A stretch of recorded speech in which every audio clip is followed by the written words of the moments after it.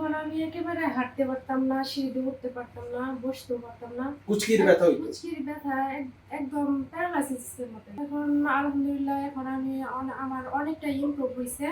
আমি এখন স্বাভাবিকভাবে হাঁটাচলা করতে পারি, সিঁড়িতে উঠতে পারি, নামতে পারি, বসতেও পারি। বিসমিল্লাহির রহমানির রহিম। দর্শক, ডিপিআরসি থেকে আমি বাত ব্যথা, হিপ জয়েন্ট ক্ষয়, হাঁটু ব্যথা, কোমর ব্যথা বিশেষজ্ঞ ডক্টর মোহাম্মদ শফিউল্লাহ প্রধান। আমাদের এই যে ঝুনু ইয়াসমিন, উনি শেরপুর জেলার রুগী, একটা এনজিওতে জব করে। এই ঝুনু 1 বছর আগে আমাদের কাছে হিপ জয়েন্টের ব্যথা বেদনা নিয়ে আসছিল, কুচকির ব্যথা, কুচকি। তো ওনাকে আমরা চিকিৎসা দিয়েছি কনজারভেটিভ আধুনিক এমডিটি ট্রিটমেন্ট।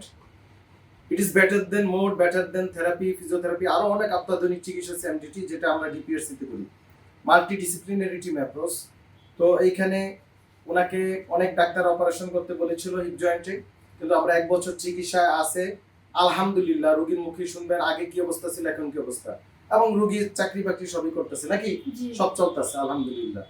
তো একটা কথা হচ্ছে, আমাদের চিকিৎসা যদি কাজ না হতো তাহলে 1 বছর ধরে রোগী ভালো থাকতো না। This is important. আর নাম্বার 2 হচ্ছে বয়স কম, মাত্র 27 ইয়ার্স, 27 বছর। এর আপনি কি অপারেশন করবেন?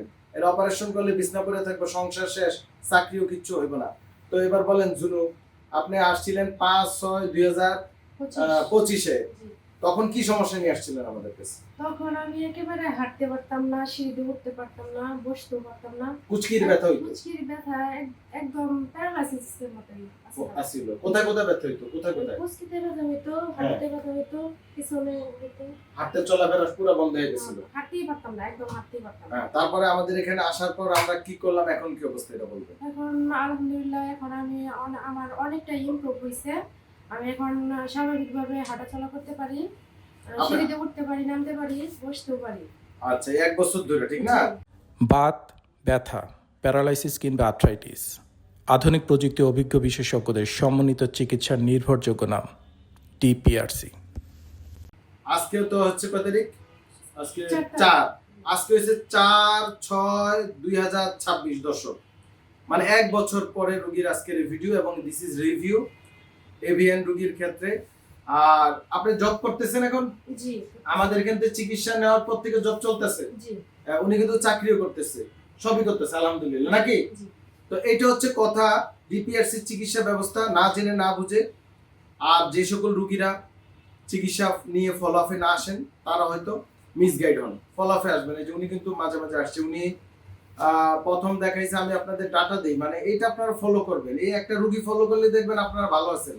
এই রোগীটা কিভাবে আমরা চিকিৎসা দিলাম, এরপরে কবে আসলো, কি আসলো, আমি আপনাদেরকে ডাটা দিয়ে দিচ্ছি। দেখেন, উনি 5/6/2025-এ আসছে প্রথম, তারপরে আমরা চিকিৎসা দিয়েছি, তারপরে উনি 16/6/2025-এ উনি কিছুদিন থেকে এখানে ভর্তি থেকে চলে গিয়েছিল।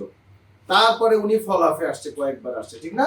মাঝে মাঝে আসছে, আমরা চিকিৎসা, ওষুধ বা বিভিন্ন থেরাপি, ব্যায়াম এগুলা পাল্টিয়ে দিয়েছি, বাট আমরা কোনো অপারেশন করি নাই। করছি? রোগী ভালো আছে আলহামদুলিল্লাহ। আজকে আবার ফলাফে আসছে, আগের চেয়ে আরো ভালো হয়ে যাবে ইনশাআল্লাহ। তো সবাই রোগীর জন্য দোয়া করবেন, আমাদের ডিপিআরসি টিমের জন্য দোয়া করবেন, যেন আপনাদেরকে আমরা সহজেই চিকিৎসা সেবা দিতে পারি। আসসালামু আলাইকুম ওয়া রাহমাতুল্লাহি ওয়া বারাকাতুহু।